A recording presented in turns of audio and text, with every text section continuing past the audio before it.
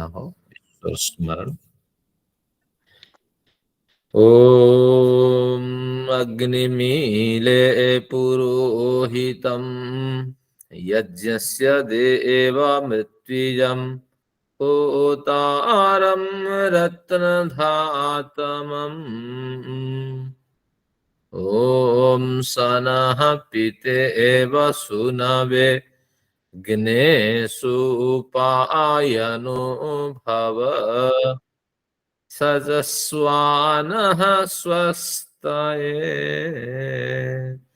ओम शांति शांति शांति। ओम परम पुरुष पुराण पुरुष उस परमात्मा के लिए नमन है। आप सभी लोगों को मेरा अभिवादन है। बड़ा ही हर्ष का विषय है कि महर्षि दयानंद के की 200वीं जयंती हम मना रहे हैं और उसमें विविध विद्वानों के वेदोपदेश का लाभ भी ले रहे हैं। महर्षि जी के लिए भी हम सभी की ओर से नमन है।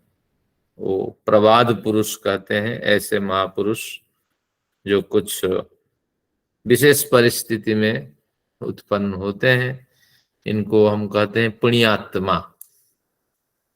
तो इसलिए उनके इस अवसर पे, जयंती के अवसर पे, 200वीं जयंती के अवसर पे हम ऋग्वेद के प्रथम सूक्त के 2 मंत्र ले रहे हैं मंगलाचरण के रूप में। इसका अर्थ भी करते हैं, थोड़ा ईश्वर स्मरण करते हुए न्याय दर्शन पे चलते हैं। ओम का अर्थ तो आप जानते हैं, अ उ म। अ पृथ्वी का वाचक है, उ अंतरिक्ष का वाचक है, म स्वर्लोक का वाचक है। पृथ्वी, अंतरिक्ष, स्वर्लोक यानी दिवलोक, इन तीनों में परिव्याप्त जो परम पिता है उनका नाम ओम है। तो ओम को अगर हम थोड़ा उदात्त उच्च स्वर से बोलते हैं और उसमें दुराधुते एक व्याकरण में सूत्र आता है, किसी को बुलाना होता है तो उसको उदात्त करके पुकारा जाता है। तो जब ऊंचा स्वर से बोलते हैं तो ईश्वर को हम पुकारते हैं ओम, यानी हे ईश्वर, तीनों लोकों में व्याप्त है परम पिता। अग्निम ईड़े, आप अग्नि स्वरूप है, अग्नि स्वरूप है, प्रकाशमय परम पिता है, आप प्रकाश स्वरूप है, प्रकाशमय ज्ञानमय स्वरूप है। तो ईड़े, अग्निमीड़े, ईड़े यानी स्तुति। तो मैं आपकी स्तुति करता हूं, अग्नि, आपके अग्नि स्वरूप की स्तुति करता हूं, ज्ञानमय प्रकाशमय स्वरूप की स्तुति करता हूं। बाकी उस अग्नि के कुछ विशेषण दिए गए हैं। आप किस तरह अग्नि है, प्रकाशमय परमेश्वर है, ज्ञान स्वरूप परमेश्वर है। कहते हैं पुरोहितम। यहाँ पुरोहित का मतलब है जो पुरोहित हम समाज में रखते हैं या आश्रम में रखते हैं, वो पुरोहित नहीं। पुरह यानी सामने, हित यानी स्थापित, विद्यमान, जो मेरे सम्मुख उपस्थित है। जब भी मुझे ज्ञान हो मैं आपकी तलाश करूं और आपको मेरे आसपास, मेरे अंदर बाहर, ऊपर नीचे, बाईं दाईं, सब ओर मैं आपको प्राप्त कर सकता हूं। तो पुरोहितम का वास्तविक अर्थ है मेरे सम्मुख आप उपस्थित हैं हर पल, इस तरह मैं अनुभव करता हूं। पुरः यानी सामने, पुरस्तात् एक शब्द चलता है संस्कृत में, उसका मतलब सामने, मेरे सामने आप उपस्थित हैं, मेरे सम्मुख उपस्थित हैं। यज्ञस्य देवम, देव शब्द का अर्थ प्रकाशमय, तो यज्ञ को प्रकाशित करने वाले हो। यह यज्ञ जो हविर यज्ञ हम करते हैं, दैनिक अग्निहोत्र आदि करते हैं, वो यज्ञ नहीं है। क्योंकि अगर उस यज्ञ की बात माने तो फिर हमें मानना पड़ेगा कि यज्ञ को देखकर ऋषियों ने इन मंत्रों की रचना की होगी, लेकिन ऐसा नहीं है। याज्ञिक परंपरा थी नहीं, बल्कि यहाँ जो है जीवन यज्ञ की बात ऋषि कर रहे हैं। मेरे जीवन यज्ञ को परिप्रकाशित करने वाले हो। हर कार्य उत्तम रूप से अगर संपादित होता है उसको शुभ और श्रेष्ठ कार्य को यज्ञ कहते हैं। तो जीवन भी एक यज्ञ की तरह है, विविध कार्य हम नियमित अवसर पे करते हैं, और संतान उत्पन्न करना, परिवार की व्यवस्था करना, भवन निर्माण करना, योग्य व्यक्तियों को सहायता करना। तो इसलिए जीवन एक यज्ञ के समय है, बुढ़ापा के लिए व्यवस्था रख करनी। तो ये जो कुछ है ये जीवन यज्ञ है। इस जीवन यज्ञ को देवयानी प्रकाशित करने वाले हो। ऋत्विजम, ऋतु के अनुसार यजन करने वाले हो। यजन भी हवन को कहते हैं। तो ऋतु के अनुसार विविध फल पुष्प उपलब्ध कराकर, खाद्य शस्य उपलब्ध कराकर आप हमारे पालन पोषण करने वाले हो। कितना बढ़िया प्रथम मंत्र में कहा गया। होता आरंभ, होता शब्द का अर्थ पुकारने वाला। तो इसलिए आप पुकारने वाले हो, यानी आप हमारे कल्याण के लिए जितनी भी दिव्य शक्तियां, प्राकृतिक शक्तियां मौजूद हैं, उनसे संबंध स्थापित कर उनको हमारी ओर प्रेरित करते हो, उनको पुकारते हो कि ताकि ये हमारे कल्याण करें। एक होता का ये अर्थ है। दूसरा होता है कि निश्चित रूप से आप हमें भी कल्याण के लिए पुकारते हो, हमें भी संवेदनाएं भेजते हो, और जिसके कारण से हम अच्छा शुभ और श्रेष्ठ कार्य कर पाते हैं। और रत्न धातमम, रमणीय रत्नों के धारक हैं आप हमारे लिए। विविध रत्न, जल रूपी रत्न, हवा रूपी रत्न, और हमारे जो पूर्वज हैं तो उनके उपदेश रूपी रत्न। तो विविध रत्नों के, रमणीय रत्नों के आप धारक हैं। सृष्टि के जितने भी महत्वपूर्ण पदार्थ हैं उन सब के रचयिता हैं, निर्माता हैं। मेरे जीवन में भी जिन जिन पदार्थों से मेरा जीवन उपकृत हुआ है, तो उन सब का धारण करने वाले आप, उन सब के धारण करने वाले आप हो। तो इस तरह आपके अग्नि स्वरूप की, आपके प्रकाशमय ज्ञानमय स्वरूप की मैं स्तुति करता हूं। एक बार फिर नजर दौड़ाइए, क्या कहा। मैं अग्निदेव की, यानी प्रकाशमय ज्ञान स्वरूप उस परमात्मा की स्तुति करता हूं जो मेरे सम्मुख उपस्थित है, जो मेरे जीवन यज्ञ को निरंतर प्रकाशित करने वाले हैं, जो ऋतु के अनुसार विविध फल पुष्प खाद्य शस्य उपलब्ध कराकर मेरे जीवन को कृतार्थ करने वाले हैं, जो होता है, यानी जो मुझे विविध अवसर पे संवेदनाएं भेजकर कल्याणकारी मार्ग में प्रेरित करते हैं, और जो प्राकृतिक शक्तियों के साथ संबंध स्थापित कर मेरे कल्याण के लिए उन्हें मेरे ही इर्द गिर्द संप्रेषित करते हैं। और रमणीय रत्नों के आप धारक हैं। जल रूपी रत्न, वायु रूपी रत्न, खाद्य शस्य रूपी रत्न, उपदेश रूपी रत्न, ऋषि महर्षि रूपी रत्न, विविध भोज्य पदार्थ जो रत्न के समान रमणीय हैं। तो उन सभी महत्वपूर्ण पदार्थों को आप धारण कर मेरे कल्याण के लिए निरंतर प्रयत्नशील रहते हैं। तो इस तरह है परमेश्वर, आपके अग्नि स्वरूप की मैं स्तुति करता हूं। सनः पितेव सूनवे अग्ने सुपायनुभव। हे अग्नि, तो मुझ जैसे संतान के लिए पिता के समान सुपायनुभव, सुलभ रूप से प्राप्त हो जाओ। संतान जब जब पुकारे, माँ बाप तब तब कल्याण के लिए प्रयत्नशील रहते हैं। तो जब जब मैं अपनी विषद परिस्थिति में, विषम परिस्थिति में आपको पुकारूं, तो मुझ जैसे अल्पज्ञानी और अज्ञानी संतान के लिए आप मेरे पिता के समान सुपायन, सुलभ उपलब्ध होने वाले हो जाओ। पिता माता की उपलब्धि से जब उनके सामने हम अपनी परेशानी रखते हैं तो कुछ ना कुछ हल तो मिलता ही है। तो निश्चित रूप से आप परम पिता हैं, सभी प्रकार समस्या का समाधान आप कर सकेंगे। तो इसलिए सचस्वान स्वस्थये, और मेरी स्वस्ति के लिए, मेरे कल्याण के लिए सचस्व, तुम समवेत हो जाओ, मेरे साथ जुड़ जाओ और मुझे कल्याणकारी मार्ग में तुम ले चलो। तो इस तरह ये दो मंत्र हैं परमेश्वर की स्तुति में ऋषि ने प्रथम अध्याय में, यानी किस प्रथम अध्याय में, ऋग्वेद के प्रथम मंडल प्रथम सूक्त में इन दोनों मंत्रों को ऋषि ने प्रस्तुत किया है। तो आइए आज आपने इतना सुंदर भावपूर्ण बताया है। मेरे को दुख होता है बाद में कि मैं रिकॉर्ड नहीं। हाँ, रिकॉर्डिंग आएगी, उसको रिमाइंड करके आप सुन लेना। आइए आज का देखते हैं प्रकरण। आप हमें थोड़ा सा तो न्याय दर्शन, समय दिया करो कि हम रिकॉर्ड के लिए तैयार हो जाए। बहुत सुंदर। हाँ आइए देखते हैं कुछ ईश्वर का स्मरण के बाद उनके उपदेश किस तरह ऋषियों के माध्यम से हम तक पहुंचे हैं, उनको विचार करते हैं। तो न्याय दर्शन के सूत्र संख्या 6 निकालिए आप सब। मैं भी अपने पत्रक निकालता हूं, कुछ उसमें चर्चा करते हैं आज। बुद्धि के अनित्यत्व प्रकरण ये चल रहे हैं, ये प्रकरण। उनमें हम पंचम मंत्र तक पांचवा जो सूत्र है पढ़ चुके हैं। तो छठा सूत्र है 383 नंबर पृष्ठ पे, पृष्ठ से शुरू होता है।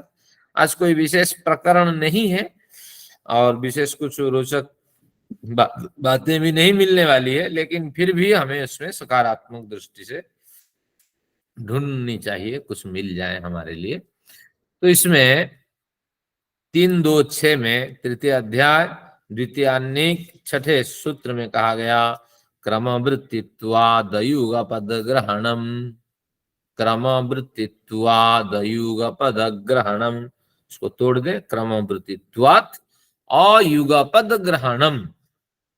क्रम वृत्ति होने के कारण, क्रमशः क्रमशः उपलब्धि के योग्य होने के कारण अयुगपद ग्रहणम, युगपद एक साथ, अयुगपद एक साथ, तो एक साथ ग्रहण होना नहीं देखा जाता है। क्या इसका अभिप्राय है? संगति बैठाते हैं। एक एक करके सभी इंद्रियों के साथ क्रमशः मन का संबंध होता है। तो क्रम वृत्ति मन के अंदर चलती रहती है। तो मन के साथ सभी इंद्रियां क्रमशः एक एक करके जुड़ती हैं। या मन सभी इंद्रियों से एक साथ तो जुड़ नहीं पाता है, क्योंकि अणु परिमाण वाला है, उसकी सामर्थ्य बहुत छोटी छोटी है। तो इसलिए वो बारी बारी से एक एक इंद्रिय के साथ जुड़ता है। तो इसलिए एक एक करके सभी इंद्रियों के साथ क्रमशः मन का संबंध होता है। इसी को कहते हैं क्रमवृत्ति मन की। अब कहते हैं इसी क्रमवृत्ति के कारण, त्वात यानी कारण, इसी क्रमवृत्ति के कारण, इस कारण से पांचों इंद्रियों से रूप रसादि 5 विषयों का ज्ञान एक साथ गृहित नहीं हो पाता है।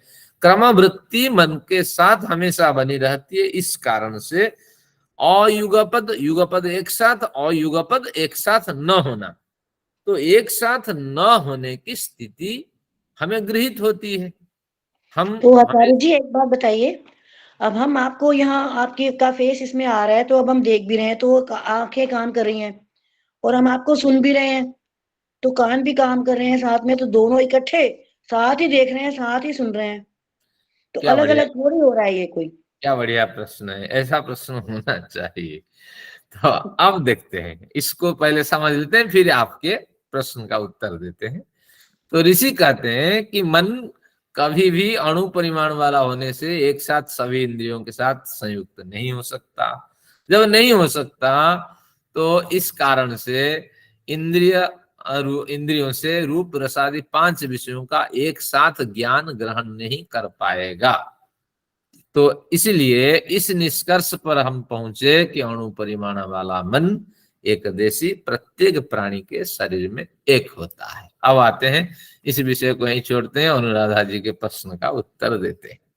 जब हम सड़क पे जाते हैं तो कितने दृश्य हम रिकॉल करते हैं घर पहुंच करके। बड़े दृश्य हमने देखे कि देखिए उसकी यहाँ शादी हो रही थी, वहां दंगा कर रहे थे कुछ लोग, हम वहां गए, रेड लाइट क्रॉस करके वो व्यक्ति ने भागा और सुरक्षित हम अपने गंतव्य स्थान पर भी पहुंच गए। तो इन सबको जब रिकॉल करते हैं तो पता लगता है कि इन सब पे 5%, 10%, 20% हमारा फोकस था, लेकिन हमारा 99% फोकस किस पे था कि हमारे गंतव्य स्थान सही हो और सही दिशा में हम जाएं, बिना किसी से टकराहट के हम अपने गंतव्य स्थान पे पहुंच जाएं। तो ये ऋषि ये कहते हैं, ऐसा नहीं, ऋषि कहते हैं कि दूसरे इंद्रियों के साथ इसका नाम मात्र भी 0% संबंध है ये नहीं कहते हैं, 0% भी संबंध नहीं होगा ये नहीं कहते हैं। सर्वाधिक संबंध मन का किसी एक इंद्रिय पर ही होता है, ये इसका अभिप्राय। मन का 99% संबंध एक इंद्रिय पर सही दिशा से मैं जाऊं, किसी से बिना टकराहट के सही डायरेक्शन लेकर के रोड क्रॉस करके मैं चला जाऊं। तो उसी तरह आप मुझे देख रही हैं, मैं आपको देख रहा हूं। ये देखने में हमारा मन का ज्यादा फोकस है। बाकी जिन विषयों को हम देखते हैं थोड़ा इसको भी पढ़ लेते हैं, एक एक लिखा है, कहीं क्रम संख्या गलत लिखा है, तो जब जब हमें कुछ इसमें दिखाई पड़ता है तो आप समझ लेना उस समय भी मन इसमें 100%, 99% मन एकाग्र है। अत्यधिक एकाग्र होने पर किसी विषय पे हम चर्चा करते हैं, तो इसीलिए जब इसको आप देखते हैं उस समय मेरी बात आप नहीं सुन पाते हैं।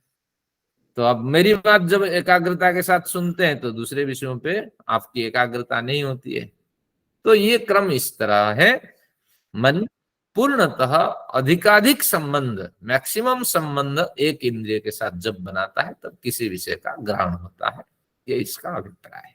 बढ़िया प्रश्न है, ऐसा प्रश्न होना चाहिए।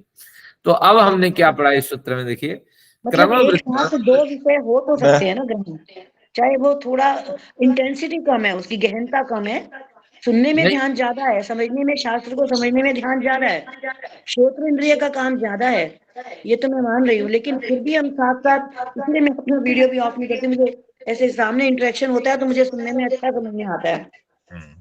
लेकिन जो आपका प्रश्न है वो भी निरर्थक है, क्योंकि जितने इंटेंसिटी आपको मिलनी चाहिए थी, जब उतनी इंटेंसिटी आपको नहीं मिली तो निश्चित रूप से उस विषय में आपका प्रगाढ़ ज्ञान नहीं हुआ, आपको पर्याप्त ज्ञान नहीं हो पाया। और अगर जो कुछ ज्ञान हुआ है, आप हल्के से विचार करते हैं तो उस समय भी इंटेंसिटी उस विषय पे अधिक थी। जब हम सड़क पे जा रहे थे हमारा ध्यान, आगे तो रोड खाली है तो इसलिए हमने बाइक पे या गाड़ी पे इतना ध्यान नहीं दिया जितना हमने उस दंगाई पे ध्यान दिया, जितना उस विषय पे ध्यान दिया। किसी भी विषय का ज्ञान अगर ग्रहण होता है, मन उसमें अत्यधिक एकाग्रता के साथ युक्त होता है, ये हमारा विषय है। हाँ, तो मैं कुछ कहूँ जी इस विषय में कुछ अवश्य कहें। कुछ बजाज साहब की आवाज आ रही है, चलिए मैं आप चर्चा करें, मैं बजाज साहब। हाँ जी, अनुराधा जी, ऐसा है, पंखे के 3 पंखड़ियां होती हैं, ठीक है जी, किसी में 4 होती हैं। तो जब पंखा चलता है तो जब तेज चल रहा होता है तो उसकी पंखड़ियां जो है दिखती नहीं दिखती, अलग अलग नहीं दिखती। जब धीरे होता है 1 नंबर पे तो पंखड़ी दिखती है, जब फुल पंखा चल रहा होता है पंखड़ी नहीं दिखती। इसी तरह ये मन जो है, इसकी स्पीड इतनी फास्ट है तो वो विषय को 1 2 1 2 1 2 इतनी फास्ट देखता है कि वो विषय जो है, दोनों विषय ही सामने हमारे आ जाते हैं। हाँ, अभी आएगा अलात चक्र, अभी इसी प्रकरण में आगे आने वाला एक सूत्र है, तो ये अलात एक न्याय। थैंक यू गर्देवा जी। हाँ ठीक है जी, नमस्ते जी। तो इस तरह आपको समझना, किसी भी विषय का ज्ञान हुआ है यानी मन उसमें एकाग्र है। अगर आपको अभी ज्ञान आ रहा है कि हमने आगरा में ताजमहल को देखा, तो उस समय भी आप सोचना मन उस ताजमहल में एकाग्र था। चलिए, धन्यवाद। ऋषियों का कथन है, तो क्रमवृत्ति होने के कारण विषय ग्रहण में इंद्रियों के साथ क्रमवृत्ति का संबंध होने के कारण अयुगपद ग्रहणम, एक साथ इंद्रियों से, मन से इंद्रियों का विषय गृहीत नहीं होता है। तो इसलिए हम इस निष्कर्ष पे पहुंचे कि मन अणु परिमाण वाला है, छोटा सा उसका सामर्थ्य है, एक देशी है, एक ही देश में, शरीर रूपी देश में ये कैद है, और प्रत्येक प्राणी के शरीर में वो एक होता है।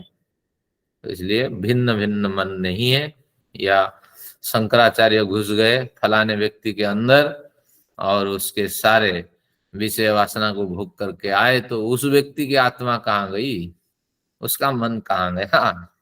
तो इस तरह विचारों पे रुचि नहीं रखना। जो शास्त्र पढ़ते हैं वो बड़ा आनंद लेते हैं कि व्यक्तियों ने किस किस तरह विषय बनाया। तो इस तरह आगे देखते हैं 3-2-7 नंबर। कृष्ण ने जब उद्धव को भेजा गोपियों के पास, तो वो गोपियों को समझाने लगे, ज्ञान देने लगे, लेकिन उनके दिमाग में तो वो प्रेम और कृष्ण बसे हुए थे जो थे। तो उन्होंने कहा मन न उद्धव, मन न हुए 10-20। एक था वो उनको दे दिया कृष्ण को, अब मन 10-20 तो है नहीं। लिखने वाला भी बड़ा ज्ञानी रहा। तो कहा उद्धव मन ना हुए 10-20। वो उद्धव का और गोपियों का संवाद भी वो वैराग्य पर सुनने वाला है। वो उसको मतलब वैराग्य के अगेंस्ट है, पर गोपियां जैसे एक में लय लग के जो बोल रही हैं, अपनी लय में ही बोल रही हैं जो भी। नहीं, वो भी वैराग्य है, वो उसको एक तरह का वैराग्य समझाने है। वाला होना चाहिए। हाँ, एक उसको भ्रमर गीत है इसमें, वही मैंने भागवत में कहा। आता है। हाँ हाँ जब उसका आप वाचन करेंगे बड़ा आनंद आएगा। चलिए। रघुपति प्रिया भगतम मादृशम, इस तरह बढ़िया भ्रमर गीत है। चलिए धन्यवाद। कभी किसी अवसर पे भ्रमर गीत का एक आध्यात्मिक व्याख्यान होना चाहिए। तो आप गोपी को किस तरह कहते हैं कि आप भंवरा है, थोड़ा स्मरण हो आया। आप भ्रमर हो, और भ्रमर क्या करते हैं, तरह तरह के पुष्प से मधु लुट करके भ्रमर भाग जाते हैं। तो उसी तरह आप झलक दिखाकर और हमारा अस्तित्व लेकर के आप चले जाते हो, हम पागल बने रहते हैं और आपका संदर्शन नहीं होता है। यानी इसको कौन कहता है कि जो अज्ञानी है तो इस तरह कहेगा नहीं, जो ज्ञानी है उसका अभिमान नष्ट हो चुका होगा। लेकिन जो मिडिल स्टेज में है, ज्ञान को परिपक्व नहीं कर पाया, उस मार्ग पे चल नहीं पाया और अज्ञानी का स्तर भी छोड़ दिया जैसे हम हैं, तो हमारे अंदर उहापोह बना रहता है, संदेह शंकाएं बनी रहती है। तो हम इस तरह बार बार ईश्वर को कई बार दोष देते हैं, अपने को कई बार दोष देते हैं, तो इस चक्र में घूमे रहते हैं। तो ये इस तरह इसका बढ़िया आध्यात्मिक अर्थ है, इस पे कभी चर्चा करेंगे। भ्रमर गीत, गोपी गीत भी एक बढ़िया है। चलिए देखते हैं क्या ईश्वर कहाँ तक हमें पहुंचाता है। 3-2-7 है। हाँ, 6 नहीं पढ़ा आचार्य जी? 6 पढ़ लिया जी। 5 पिछली बार हो गए थे ना, ये जो अभी कर रहे थे वो छठा ही हो रहा था। छठा क्रमवृत्तित्वात् अयुगपत् सातवां आएगा। तो 7वें में भी वही भाव है जो छठे में है, जब मैंने पढ़ा था। तो आप बताइए जरा, उसमें कुछ अंतर तो है नहीं? किसमें? छठे में और 7वें में भी वही बात कही गई है। अब बजाज साहब कुछ मांग रहे हैं, ये बच्चे आते हैं ना, बजाज साहब का अधिकार छीन लेते हैं। बजाज साहब आज नहीं मिलेगा, बच्चे कहीं इधर उधर कर दिए सीट, तो आप आनंद लीजिए, फिर जाते वक्त दे देंगे। चलिए अब अगला देखते हैं 7वां। क्लास चल रही ना डिस्ट्रोल। अब 7 नंबर पे आप इधर आ जाइए, सीट दिखेगी आपको, इधर शिफ्ट हो जाइए।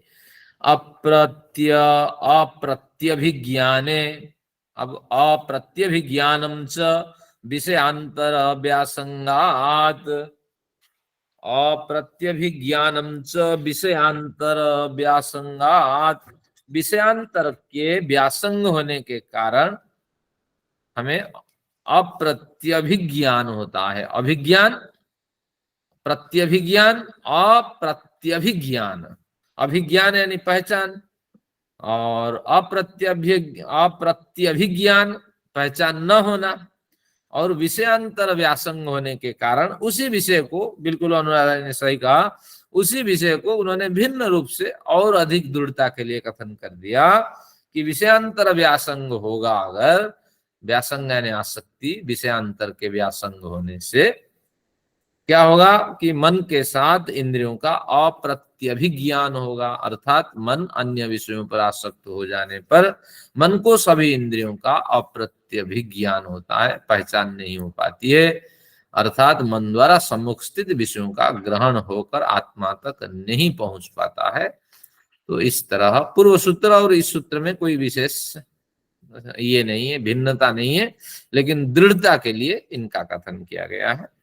तो कभी भी हम विषयांतर होते हैं तो जो ग्राह्य विषय है वो पकड़ में नहीं आता है, और जिस विषय में फंसते हैं वो विषय पकड़ में आता है। तो इस तरह आके देखते हैं, मन में अब एक शंका मन में उठ करके खड़ी हुई। मन को हम विभु अर्थात व्यापक माने, कहते हैं मन को एक देशी हमने पढ़ा था, अणुपरिमाण वाला पढ़ा था, प्राणी शरीर में एक पढ़ा था। तो अब उस पूर्व पक्षी अगर इस तरह शंका करे कि मन को व्यापक माने यानी विभु माने, अणुपरिमाण वाला न माने, कोई राजा की आज्ञा है कि अणुपरिमाण वाला माने, और उस व्यापक मन से सभी इंद्रियों के ग्राह्य विषयों को हम बड़ी आसानी से ग्रहण कर सकते हैं। अगर ऐसा तर्क रखा जाए तो क्या आपत्ति है, क्या आप समाधान देंगे? तो इस तरह कल्पना करते हैं, वहापोह करते हैं हमारे सूत्रकार कि अगर इस तरह आने वाली पीढ़ी कहे, हमारे विद्यार्थी कहें, किस प्रयोजन से हम मन को अणु परिमाण वाला माने, कोई होनी चाहिए वजह, नहीं तो हम उसको विभु भी मान ले। तो 3, 2, 8 पे ये क्रम आएगा। न गत्य भावात, न गति अभावात, न यानी आपका कथन ठीक नहीं है। किसी भी हालात में मन को आप विभु नहीं मान सकते। विभु का क्या अर्थ है? विशेषण भवती इति विभु, जो विशेष रूप से व्यापक होता है, विशेष प्रयोजन से व्यापक होता है, विशेष गुण होने के कारण फैलाव को प्राप्त करता है। तो इस तरह विभु नहीं हो सकता। इस संसार में विभु कौन है? केवल एकमात्र परमपिता विभु है। और दूसरा विभु कौन है? प्रकृति भी विभु है, लेकिन परमपिता की तुलना में थोड़ी स्थूल है। बस यही दोनों विभु हैं। बाकी हम सब, मन कहें, आत्मा कहें, जीवात्मा कहें, सब ये सब अणु परिमाण वाले हैं। मन तो अधिक स्थूल है। आकाश भी तो सब जगह व्याप्त है, आकाश विभु नहीं है। आकाश से ईश्वर का ग्रहण हो जाता है, तो इसलिए आकाश को भी हम पृथक से कह सकते हैं विभु, और उसको भी हम कह सकते हैं ईश्वर में अंतर्भावित करके। तो आपका कथन ठीक। दिशा और काल को नहीं लेंगे इसमें, वो भी सब सभी जगह काल तो विभु नहीं है, क्योंकि आगे आता है कठोपनिषद काल तो विभु नहीं है, दिशा विभु। हाँ, वो आकाश पे टिकी हुई होती है दिशा, और काल भी आकाश पे निर्धारित है। दिशा काल आकाश पर आधारित है। हाँ, तो बस यही है। इन दोनों को छोड़ करके जो शुद्ध स्वरूप आकाश का बसता है वो महाकाश है, ईश्वरवाचक है। वो तो विभु परिमाणी है ना। आकाश तो विभु हम कहेंगे, ईश्वर पर का अर्थ करेंगे तो विभु नहीं है, क्योंकि ईश्वर में उसका ग्रहण हो गया, पृथक कथन करने की आवश्यकता नहीं। लेकिन कह भी सकते हैं आकाश विभु है, व्यापक है, इस तरह कथन भी हो सकता है। तो जैसे खम ब्रह्म, यहाँ आकाश को ईश्वर के साथ जुड़ा नहीं है, भिन्न कर दिया। बोलने लगी थी ओम खम ब्रह्म में, मैं कहने लगी थी। यहाँ पृथक करके दिखाया गया, लेकिन फिर कहा छांदोग्य उपनिषद में यदेश को वा जानियात यदेश आकाशो न स्यात्। अगर आकाश नहीं होता तो फिर परमेश्वर को हम किस तरह समझ पाते? परमेश्वर के व्यापकता को हम समझ ही नहीं पाते। यही आकाश ही परम पिता है। इस तरह छांदोग्य उपनिषद का वचन वेदांत में आया है। इसलिए मैं आग्रह कर रहा हूं कि इसी को ईश्वर में अंतर्भावित कर दिया गया है। जब पढ़ेंगे वो प्रकरण फिर और अधिक क्लियर होगा। तो आपका कथन ठीक नहीं है, न से हो गया, मन विभु नहीं होगा। और मन विभु, मन की अणुता और आत्मा की अणुता में भिन्नता है। आत्मा की अणुता अत्यधिक सूक्ष्म है और मन की अणुता जो है अत्यधिक स्थूल है। और प्रकृति और आत्मा के बीच विभुता का, अणुता की कल्पना करें, प्रकृति तो विभु है, मन आत्मा अणु है, और आत्मा इतनी सूक्ष्म है, सूक्ष्मता की भी कल्पना करें तो प्रकृति से भी जो हमारी जीवात्मा है अत्यधिक सूक्ष्म है, क्योंकि प्रकृति के बस में ये जीवात्मा नहीं आने वाली होती है। शरीर से निकलती है, ईश्वर के आश्रय में चली जाती है, प्रकृति को लांघ जाती है। जब तक शरीर में होती है वो बद्धात्मा कहलाती है। शरीर से छूटते ही अब उसको कोई नहीं रोक सकता। तो इस तरह की स्थिति होती है। मन को विभु यानी व्यापक मानने में उस पर मन में सभी इंद्रियों के एक साथ जुड़ने की गति दिखाई नहीं देती। अब कहता है गति अभावात, मन में गति नहीं है, मन में गति नहीं है, ये कहते हैं। गति क्यों नहीं? वही पॉइंट है जो फर्स्ट वाला है, सेकंड वाला, थर्ड, तीनों पॉइंट्स एक ही हैं लगभग। नहीं, इसमें कुछ विशेष कहेगा, अभी उदाहरणों से क्लियर होगा। अब कहते हैं मन में गति नहीं दिखाई देती। गति, आचार्य जी, हाँ, मंत्र तो कहता है कि मन में गति है, यह जागृतो दूर मोदयति देव तदु सुप्त बिल्कुल। अब इसको ऐसा प्रश्न होना चाहिए, तो इसका समाधान ये है कि मन जिस इंद्रिय के साथ जुड़ेगा उस इंद्रिय के साथ उसकी गति होगी। अगर वो मन जो है स्वयं ही बुद्धि की सहारे अब कल्पना करने लगता है कि स्वर्ग में इस तरह आनंद है, यत्रानंदास्य मुदास्य मुदा प्रमुदासते कामस्य यत्राप्त कामा तत्र माम अमृतो कृधि, जहां सारी कामनाएं सिद्ध हो जाती हैं, सारी कामनाएं निष्क्रिय दिखाई पड़ती हैं, तो उस अमृत लोक में मुझे धर दो। वेद के मंत्र पढ़ के बुद्धि में ये विषय चला गया, फिर रात में निद्रा भंग हुई या अल्प निद्रा में आपके ये विषय आने लगे, तो मन अब यात्रा करने लगा। तो तात्पर्य ये हुआ, मन जिस भी इंद्रिय से युक्त हो जाए उसी इंद्रिय के साथ उसकी गति होगी, लेकिन सभी इंद्रियों के साथ गति नहीं होगी। और विभु जो है वो सभी इंद्रियों के साथ गति कर सकता है, सर्वत्र उसका एक समय में प्रवेश हो सकता है। परमेश्वर विभु है, ऐसा कहीं कोई जगह नहीं कि उसकी जो गति है बाधित हो। तो इस प्रयोजन से इस तरह कहा गया। समय मन स्वप्न देखता है, कहीं भी चला जाता है दूर दूर, हाँ, तो वो उसमें किस इंद्रिय से कनेक्ट होता है? हाँ, वो बुद्धि से कनेक्ट होता है। बुद्धि में सारी मेमोरी स्टोर होती है। ठीक है। तो फिर उस मेमोरी को खंगालता है, 2-3 मेमोरी एक साथ मिला करके विचित्र कल्पना भी करता है जो आपने कभी सोचा ही नहीं। नींद में भी काम करती है, मतलब बुद्धि। हाँ, मन खंगालता है, अंतःकरण का राजा है वो, तो जिससे जुड़ जाता है वही तो अंतःकरण सक्रिय रहते हैं, तभी तो सांसें चलती है। चलिए अब देखते हैं।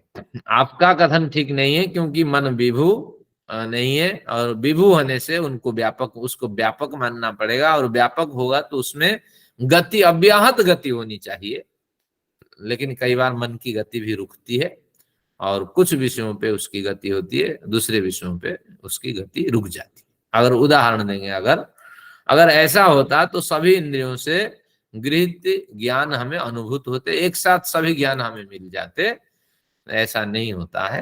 तो अब भाष्यकार उसको और अधिक क्लियर करते हैं। पहले माताजी के प्रश्न का उत्तर वाला दूसरा बिंदु पढ़ते हैं। हमारे भाष्यकार कहते हैं, जैसे चक्षु इंद्रियों में गति की क्रिया होने से चंद्र का दर्शन होता है। ग्रंथकार अपने विचार रखते हैं, चक्षु इंद्रियों में छोटी सी तो है, कुछ ऊर्जा बाहर निकलती है उसके आयतन क्षेत्र में। अरे इंद्रियां कितनी शक्तिशाली है, जब आत्मा एक देशी है तो उस एक देशी के अवयव कितना होंगे, फैलाव तो नहीं होंगे। आत्मा भी स्वयं अणु परिमाण वाली है, तो इसलिए छोटी सी इसकी रोशनी निकलती है, प्रकाश रश्मि के साथ वो रोशनी दूरस्थ चंद्र को भी देख लेती है। तो निश्चित रूप से पता लगता है कि नेत्र रश्मि में गति है, जो दूरस्थ चंद्र से आ रहे प्रकाश से अपना संबंध जोड़ लेती है। तो यही इसका अभिप्राय है। जैसे चक्षु इंद्रिय से गति क्रिया होने से चंद्र का दर्शन होता है, उसी समान काल में आंखों के सामने हथेली रखने पर उसका भी दर्शन हो जाता है। अब हम चंद्र को न देख करके आंखों के सामने इस तरह हथेली रख लें तो उसी समान काल में हथेली को हम देख लेंगे, क्योंकि प्रकाश रश्मि उससे टकरा करके नेत्र रश्मि से युक्त हो जाएगी। तो इससे सिद्ध होता है कि नेत्र रश्मियां गति करती हुई कभी दूर देश से संबंध होती हैं, तो कभी गति न कर पाने के कारण बाधित रहती हैं। ये हमारे भाष्यकार कहते हैं। ठीक वैसे ही प्राणी शरीर स्थित मन में गति क्रिया माननी होगी, जो कभी किसी एक इंद्रिय में प्रवृत्त होने पर अन्य इंद्रियों में बाधित रहती है। गति क्रिया तो है, यहाँ निषेध नहीं, शास्त्र की भाषा समझनी कठिन है। जैसे मन हाँ, बहु विषयों को एक साथ ग्रहण नहीं कर पाता है और प्रश्न बार बार उठता है, कैसे ग्रहण नहीं कर पाता है, फिर समाधान हुआ। तो उसी तरह ये कहता है कि मन में गति नहीं है, गति तो है लेकिन वो गति सार्वत्रिक गति नहीं है, कुछों में बाधित रहती है और कुछों में, कुछ पदार्थों में सक्रिय रूप से उसकी गति देखी जाती है, और अगर विभू होता तो उसकी गति कभी बाधित नहीं होती। ये भाष्यकार का कथन है। चलिए आगे देखते हैं। मन को विभू मानने पर समस्या कुछ होगी। क्या क्या समस्या होगी? बिना इंद्रिय अर्थ सन्निकर्ष से ज्ञान होने लगेंगे। विभू है, अब इंद्रिय अर्थ की सन्निकर्ष नहीं चाहिए। विभू यानी व्यापक है, हर पदार्थ का ज्ञान होने लगेगा, इंद्रिय और अर्थों का सन्निकर्ष होगा ही नहीं। और पिछले बार भी हमने पढ़ा था, हलवाई के दुकान के सामने खड़े हो जाने से उसकी मिठाई का स्वाद भी हमें होने लगेगा। चलिए, अब अपेक्षित और अनपेक्षित सभी विषयों का हमेशा ही ज्ञान होता रहेगा। अब फिर हमारे बैंक नहीं चलेंगे, क्योंकि पैसे भी कैसे लूटना है, कहाँ रखा है, सारी जानकारी हो जाएगी। तो केजरीवाल को अरेस्ट करना या न करना अब सीबीआई की जरूरत नहीं पड़ेगी, वो सब देख लेगा, उसके करतूतों का जानकारी हो जाएगी उस सबको। तो एक देशी मन दूर देश में प्रवेश कर वहां का ज्ञान भी देने वाला सिद्ध होगा। तो जो अभी थ्योरी क्लियर नहीं है और वेरीफाई चल रही है, तो उसको भी वो वेरीफाई हम बड़े आसानी से घर बैठ कर लेंगे। तो इसीलिए यहाँ हो गई समझो। हाँ, हो गई। तो इसलिए हम भी आचार्य, मैं 2 पेंशन लेती हूँ, हाँ अपने पति की भी और अपनी भी, ठीक है। हाँ, और आज तीसरी पेंशन के ऑर्डर आ रखे हैं, क्या फॉर्म भर दो, आपको वृद्ध पेंशन मिलेगी। बताओ, ये केजरीवाल जी ने ऑर्डर किए हैं। नहीं, उसको नहीं लेना चाहिए, क्योंकि अभी गीता में हम पढ़ रहे थे। कभी भी नहीं लेंगे, भूल के भी नहीं लेंगे किसी का हक, पर एक ऑर्डर करते टाइम थोड़ा सा दिमाग लड़ा, पढ़ा लिखा आदमी है। इसमें आता है, गीता में हम पढ़ रहे थे,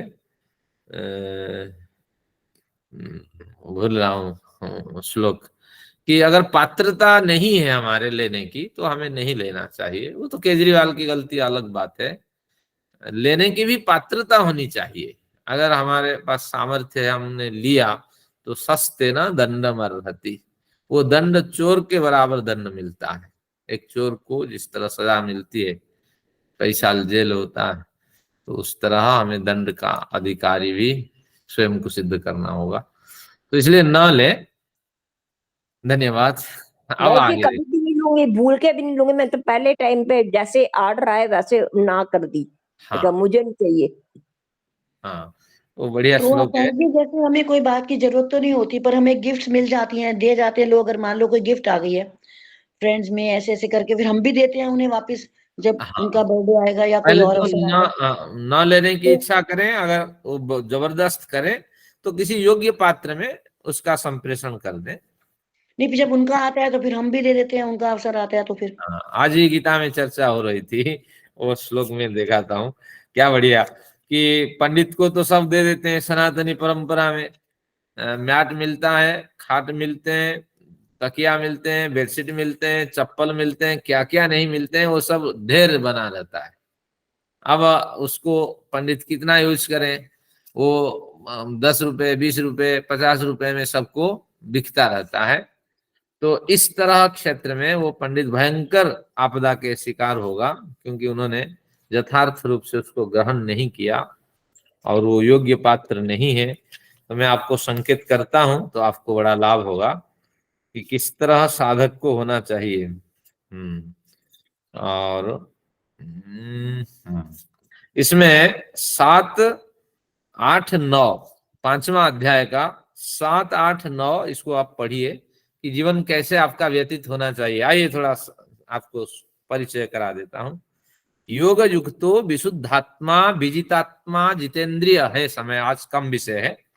योग युक्तो विशुद्धात्मा विजितात्मा जितेंद्रिय सर्वभूतात्म भूतात्मा कुर्वन्नपि न लिप्यते, यानी विविध कार्य आप करेंगे। गीता से पढ़ रहे हैं ना? हाँ, गीता का है। 5वां अध्याय, 7वां, 8वां, 9वां, ये तीनों लेते हैं। बड़ा संक्षिप्त इनका अर्थ है कि कैसे साधक आप बनेंगे जिससे आप काजल के कोठरी में हजारों तरह के काम करेंगे और जब बाहर निकलेंगे आपके शरीर में कालिख नहीं लगने वाली है। तो ये गीता शास्त्रकार कहते हैं कि योग युक्त ज्ञान पूर्वक योग मार्ग में आप प्रवृत्त हो जाइए। समझ पूर्वक योग मार्ग यानी अष्टांग योग के मार्ग पे आप निरंतर चले। विशुद्धात्मा, आपके अंतःकरण में पवित्रता होनी चाहिए, सबके कल्याण आप चाहते हैं। बीजितात्मा, आत्मा की संवेदनाओं को आप ग्रहण करने वाली हो, परमेश्वर के से प्राप्त होने वाली जो आत्मा, आपके आत्मा के कल्याणकारी संवेदन है, तो उनको आप ग्रहण करने वाले हो। जितेंद्रिय, आपके इंद्रिय पर जीत है आपकी। तो सर्वभूतात्म भूतात्मा, संपूर्ण भूतों पर, हाँ, संपूर्ण भूतों की आत्मा में आप अपने आत्मा को देखने वाले हैं। तो किसी प्राणी की हिंसा नहीं करेंगे। योग मार्ग पे चलिए, विशुद्ध भावना रखिए और ईश्वर से जुड़ने के लिए आप निरंतर मेडिटेशन करिए। इंद्रियों के वश में रखिए, सभी प्राणियों का सम्मान करें, किसी की हिंसा न करें। ऐसी स्थिति में अगर आप जीवन यापन करते हैं तो आप लिप्त नहीं होंगे। काजल के कोठरी में विविध कार्य करते हुए शरीर मिला है, जीवन जीने के लिए कार्य करने होंगे, तो विविध कार्य करते हुए भी आपसे गलत कार्य नहीं होगा। जब नहीं होगा तो फिर कालिख किस बात की। फिर आगे 8-9 में कहते हैं तो कैसे जीवन जीना है। केवल आपको जीवन को रेगुलेट करते रहना है कि सही दिशा में मैं जा रहा हूं या नहीं। देखिए क्या कहते हैं, नैव किंचित करोमीति युगतो मन्ये तत्त्ववित्। तत्वविद क्या करता है, जीवन को रेगुलेट करता है और सोचता है मैं तो कुछ ही नहीं कर रहा हूं, मेरा जो स्वभाव है स्वभावस्तु प्रवर्तते, मैंने अपने स्वभाव को इतना पवित्र कर दिया है, उस स्वभाव के पवित्र हो जाने से सारी क्रियाएं अपने आप सही दिशा में हो रही है।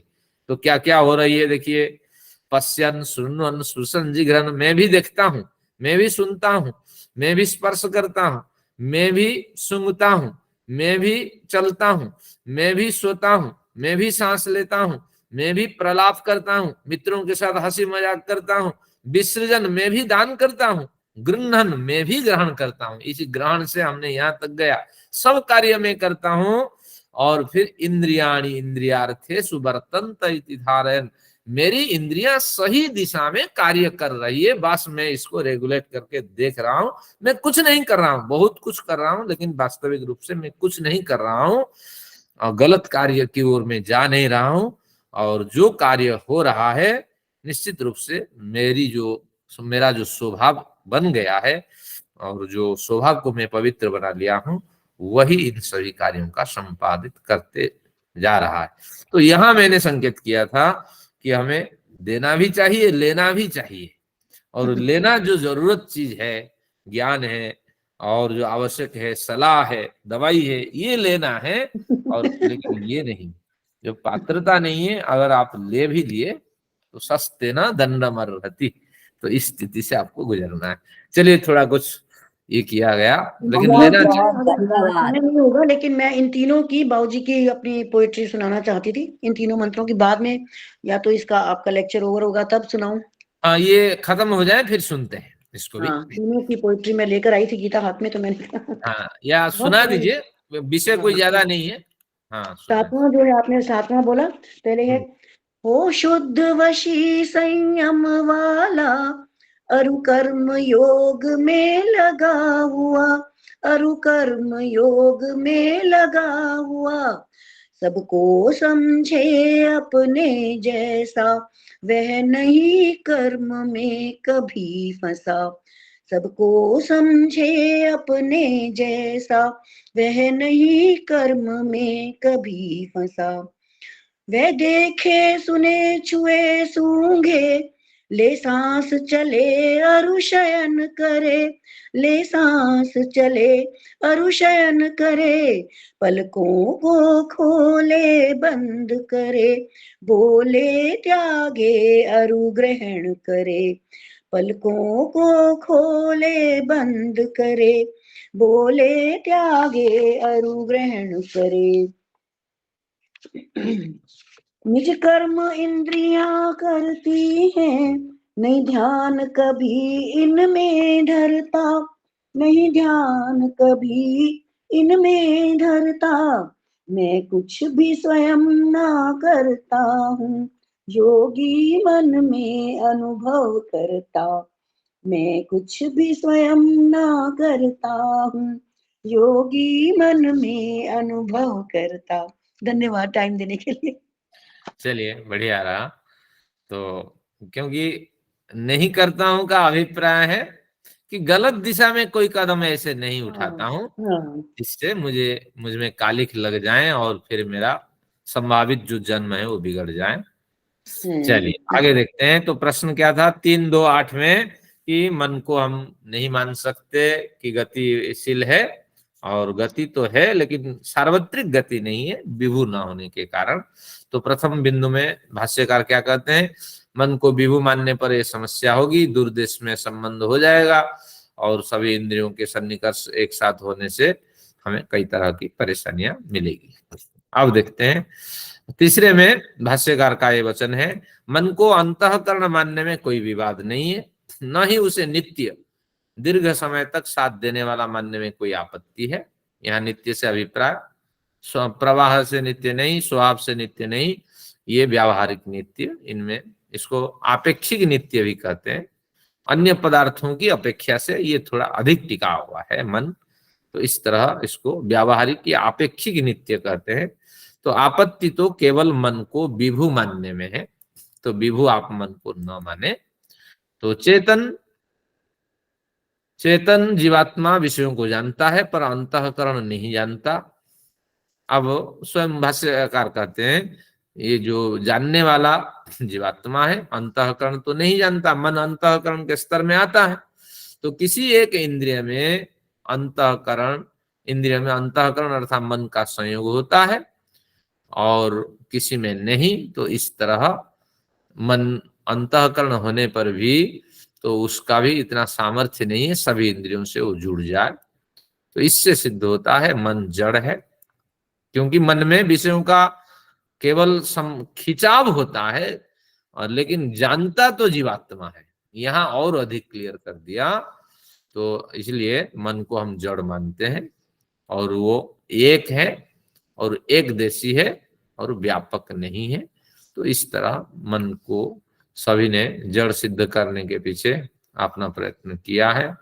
तो ये जड़ मन साधन बन करके हमें साध्य तक पहुंचाता है, हमारा विषय सभी लेकर के आत्मा तक पहुंचाता है।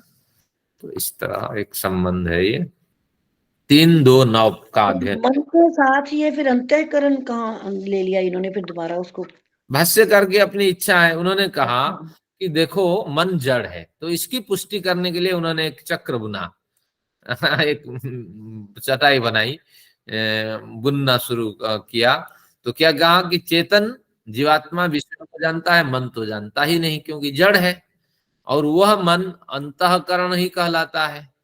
तो मन अंतःकरण होने पर भी वह अंतःकरण इंद्रियों के साथ एक साथ संबंध स्थापित नहीं कर पाता, और एक इंद्रियों के साथ उसका संबंध होता है।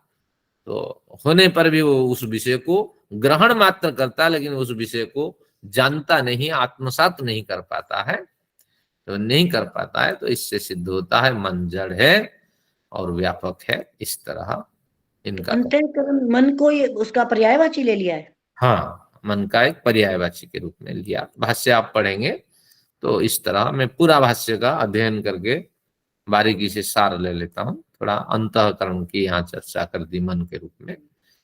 चलिए, कोई विशेष इसमें नहीं है, लेकिन विशेष यही है कि मन में गति तो है और कहीं बाधित है और कहीं सक्रिय है, इसलिए इस तरह। और ये गति मन की अपनी शक्ति नहीं, ये जीवात्मा की शक्ति है। अब 3-2-9 पे विषय को केंद्रित करके आज का विषय संपन्न करते हैं। 3-9 पे स्फटिकान्यत्वाभिमानवत् तदन्यत्वाभिमानः, स्फटिकान्यत्वाभिमानवत् तदन्यात्वाभिमानः, स्फटिकेषु अन्यत्व अभिमानवत तत् अन्यत्व अभिमान। स्फटिक में, स्फटिक मणि में अन्यत्व अभिमानवत, अन्यत्व अभिमान जो उसका अपनापन नहीं, उसका अभिमान हो जाता है, उसकी भ्रांति हो जाती है। लाल, नीला, पीला आदि विविध रंग आने पर वो स्फटिक मणि भ्रांति से रंगती हुई नजर आती है। तो ऐसे स्फटिकेषु अन्यत्व अभिमानवत, स्फटिकों में अन्यत्व का अभिमान जिस तरह होता है, तो फिर कहते हैं तत् अन्यत्व अभिमानवत, वैसे वृत्ति और वृत्तिमान एक होने पर, पूर्व पक्षी का ये तर्क है, नित्य धर्मी वाली बुद्धि में सिद्धांति को, उस सिद्धांति के भिन्न भिन्न होने की, सिद्धांति को यहां होना चाहिए, भिन्न भिन्न होने की भ्रांति दिख रही है। यानी ये कहते हैं जैसे स्फटिक मणि में भ्रांति होने के कारण रंगी हुई वो नजर आती है स्फटिक मणि, तो ऐसे वास्तविक रूप से वृत्ति और वृत्तिमान, मन के जो इन मन के साथ जो इंद्रियां हैं, मन के जो वृत्तियां हैं जो ज्ञान को ग्रहण करती हैं, तो उस वृत्ति के साथ मन में एकपन है। जब एकपन होगा तो स्थिर होगा मन, वृत्तियों के साथ स्थिर होगा तो नित्य मानना चाहिए। लेकिन ये सब होने पर भी मन नित्य है, तो मन बुद्धि का पर्यायवाची के रूप में यहाँ ग्रहण किया गया है। तो बुद्धि, बुद्धि का मतलब ज्ञान, ज्ञान तक भी जाएंगे। मन, बुद्धि और ज्ञान, इस तरह चक्कर लगाते लगाते ज्ञान जो है यहाँ आ जाएंगे। यहाँ तो ज्ञान का विषय पहले क्लियर कर चुका है, यहाँ बुद्धि तक रखेंगे। यह बुद्धि जो है या मन जो है वह स्थिर धर्मी है, नित्य है, लेकिन सिद्धांति को उनके भिन्न भिन्न होने की भ्रांति दिख रही है। यानी नहीं नहीं ऐसा नहीं है, ये नित्य नहीं है, स्थिर धर्मी भी नहीं है, अस्थिर धर्मी है। लेकिन ये नहीं समझ रहे हैं स्फटिक में जिस तरह भ्रांति हो रही होती है, तो इस तरह सिद्धांति को भ्रांति हो रही है। सिद्धांति को अनित्य होने की भ्रांति है, स्फटिक मणि में नित्य होने की भ्रांति है। तो इस भ्रांति के समान यहाँ भी भ्रांति दिख रही है, लेकिन ये समझ नहीं रहा सिद्धांति। अगर इस तरह कहें, पूर्व पक्षी अगर तर्क रखें स्फटिक मणि में सबको भ्रांति दिखती है, तो उस तरह भिन्न भिन्न होने पर भी, यानी अनित्य होने पर भी और वृत्ति और वृत्तिमान भिन्न भिन्न होने पर भी, इनकी जगह भी भिन्न भिन्न होने पर भी इनमें नित्यता अवश्य है, इसी सिद्धांत को सिद्धांति मानने के लिए तैयार नहीं है। ये पूर्व पक्षी का एक प्रश्न है। तो उसी का समाधान है कि नहीं, इनमें भिन्नता तो है, और पूर्व पक्षी ने गलत कहा कि इनमें अभिन्नता है। आपने जैसे कहा कि विविध रंगों से रंजित होने वाली स्फटिक मणि के समान वृत्ति और वृत्तिमान एक होने पर भी सिद्धांति को भ्रांति दिख रही है, उसी प्रकार हम भी यह कह सकते हैं कि रूप रस गंधादि अनेक होने पर भी पूर्व पक्षी को इनमें एकत्व और एक विषयत्व होने का भ्रम हो रहा है। इस तरह तर्क हमने पढ़ा था। एक तर्क ये भी है कि आप अगर अपने बात में अड़े हुए हैं, हम भी अपने बात पे अड़े रहेंगे। तो अगर इनमें भिन्न होने पर भी आप तर्क देते हैं स्फटिक मणि का, और उस हिसाब से इसको अभेद सिद्ध करना चाहते हैं, तो हम भी उसी तरह अपने तर्क में अड़े रहेंगे कि रूप रसादि गंधादि अनेक जो विषय है वो भिन्न भिन्न है, स्थान भी इंद्रियों के भिन्न भिन्न है, और भिन्न भिन्न होने पर भी एकत्व और एक विषयत्व का भ्रम पूर्व पक्ष को हो रहा है। इस तरह कहेंगे तो क्या होगा कि हमारा पक्ष जो यथार्थ पक्ष है वो भी खंडित नहीं होगा, और आपका पक्ष भी खंडित नहीं होगा। तो कोई आपको उपाय ही नहीं मिलने वाला है, किसी न्याय पे हम नहीं पहुंच पाएंगे। तो इसलिए आपको हमारा और भी तर्क मानना पड़ेगा। आपके पक्ष में हेतु नहीं दिया गया था, किस प्रयोजन से आप कहते हैं कि ये वृत्ति और वृत्तिमान एक हैं। शब्द अनित्य है, क्यों? उत्पत्ति होने से। और आपका तर्क रखते हैं, प्रतिज्ञा वाक्य आपका क्या है कि वृत्ति और वृत्तिमान एक है, बुद्धि एक है, स्थिर है। अब तर्क तो दिया, हेतु तो दीजिए। तर्क यानी प्रतिज्ञा वाक्य आपकी रही, हेतु दीजिए। तो जब हेतु नहीं है तो हम भी हेतु देते हैं। देखिए कि ये सब अनित्य है, पूर्व पक्षी के पक्ष में अपने प्रतिज्ञा वाक्य की पुष्टि के लिए कोई हेतु नहीं दिया गया था, परंतु सिद्धांती हम अपने पक्ष की सिद्धि के लिए अपने प्रतिज्ञा वाक्य के साथ बलवान हेतु भी देते हैं। सिद्धांती का प्रतिज्ञा वाक्य क्या है कि मन या वृत्ति और वृत्तिमान या बुद्धि ये सब अनित्य है।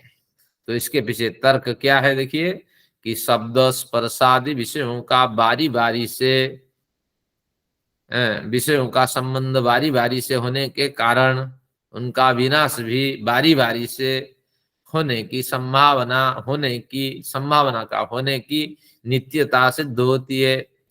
यानी जैसे जैसे क्रमशः इन विषयों का ग्रहण होता है, और अगर विभू होता तो एक साथ सभी विषयों का ग्रहण हो जाता, लेकिन बारी बारी से इन विषयों का ग्रहण होने से बारी बारी से इन विषयों से फिर निवृत्ति होगी, विनाश की स्थिति प्राप्त होगी। तो इसलिए साधनों द्वारा व्यक्त होने से, साधनों द्वारा ये ज्ञान हमारे पास पहुंचता है विविध साधनों से, तो ये अनित्य है। तो इस तरह हेतु का यहाँ कथन किया गया। उन्होंने वृत्ति और वृत्तिमान में एकता दिखाई थी, लेकिन कोई हेतु नहीं दिया था। इन्होंने कहा देखिए इनका हेतु है कि ये अनित्य है, बुद्धि अनित्य है, सब वृत्ति और वृत्तिमान अनित्य है, क्योंकि इनका बारी बारी से ग्रहण होता है, और जिसका बारी बारी से ग्रहण होता है विनाश भी उसका बारी बारी से होता है।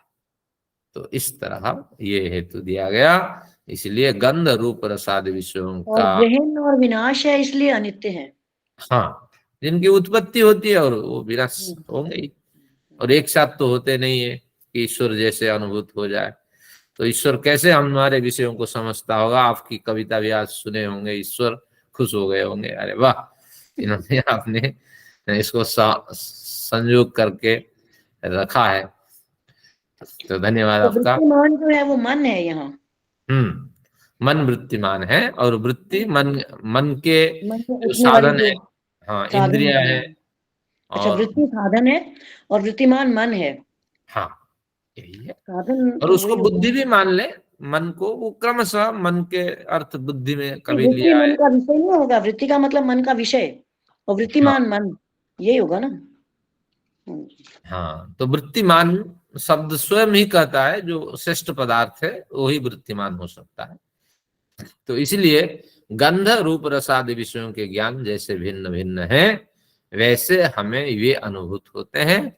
जो जैसा है उसे वैसा ही जानना तत्व ज्ञान है। तो हमारा ये प्रकरण पूरा होता है। तत्व ज्ञान हमें आखिर में मिला कि हमें जानना चाहिए इनमें सब कुछ है, गतिपति है, लेकिन ये विभू नहीं, अणु है। थोड़ी बहुत तो गति होती है, थोड़ा बहुत तो इनकी थोड़ी बहुत यात्रा होती है, चाहे आंख कहें, चाहे मन कहें, चाहे बुद्धि कहें, तो थोड़ी बहुत तो इनमें क्रियाएं होती है, लेकिन वो क्रिया अणु परिमाण होने के कारण एक सीमा में आबद्ध है, व्यापक नहीं है। तो इस तरह आज का ये अध्ययन पूरा हुआ। आप सबका धन्यवाद। फिर अगला नया विषय आएंगे, ये 2 अध्याय में, दो विभाग में। 21 का अध्ययन किया हमने, आत्मा शरीर इंद्रियार्थ बुद्धि का अध्ययन किया। एक सूत्र में तो बुद्धि का ज्ञान परक अर्थ करके समाधान कर दिया था, फिर बुद्धि परक अर्थ करके मन परक अर्थ में उतरा और इसका समाधान उन्होंने दिया। अब कौन सा नया विषय है? आत्मा शरीर इंद्रियार्थ बुद्धि मन प्रवृत्ति। हाँ, मन का भी यहाँ बुद्धि के साथ चर्चा हो गई, प्रवृत्ति की चर्चा होगी आगे। फिर कुछ नया विषय भी बीच बीच में आता रहेगा। आइए शांति पाठ करते हैं, आज के प्रकरण को यहाँ विराम देते हैं।